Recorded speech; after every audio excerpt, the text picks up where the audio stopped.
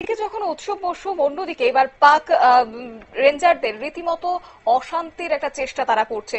জম্মু কাশ্মীরে কুপওয়ারা সেক্টরে গুলি বর্ষণ পাক সেনার এবং পাক বাহিনীর গুলিতে আহত হয়েছে এক গ্রামবাসী। এমন খবর জানতে বিস্তারিত আমাদের সঙ্গে যুক্ত হয়েছে প্রতিনিধি শেখ মনিরুল। মনিরুল, কি জানতে পারছো?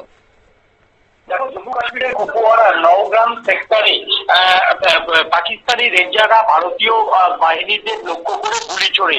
যেটা লোকাল অ্যাজ সোর্স খবর হচ্ছে, গতকাল সন্ধ্যে 6:15 নাগাদ প্রথম ভারতীয় সীমান্ত লক্ষ্য করে পাক রেঞ্জাররা গুলি ছোড়ে। রাত যত বেড়েছে ততই কিন্তু ভারতীয় সীমান্ত লক্ষ্য করে গুলি বর্ষণ পাকিস্তানি রেঞ্জারদের কিন্তু বেড়েছে। যদিও বেলা বাড়তেই রাতেই পাল্টা জবাব দেয় বিএসএফ, এবং বিএসএফ এর ভারী গোলাতে বেশ কয়েকটি পাক বাংকার উড়ে যায় বলে কিন্তু খবর রয়েছে।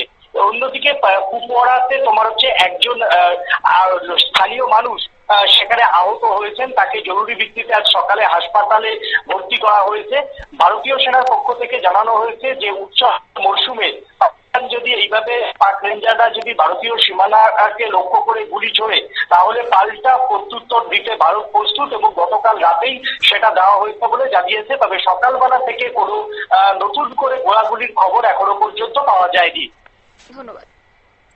আপনারা শুনলেন, অর্থাৎ জম্মু কাশ্মীরের আবারও পাকিস্তানের লক্ষ্য হচ্ছে এবার ভারতের উপর, এবং সেই সঙ্গে জম্মু কাশ্মীরের কুপওয়ারা সেক্টরে গুলি বর্ষণ হয়েছে পাক সেনার। আর উৎসব মৌসুমে আবারও সীমান্তে একটা অশান্তির চেষ্টা করছে পাক রেঞ্জাররা, যার কারণে পাক বাহিনীর গুলিতেই আহত হয়েছে একজন স্থানীয় বাসিন্দা।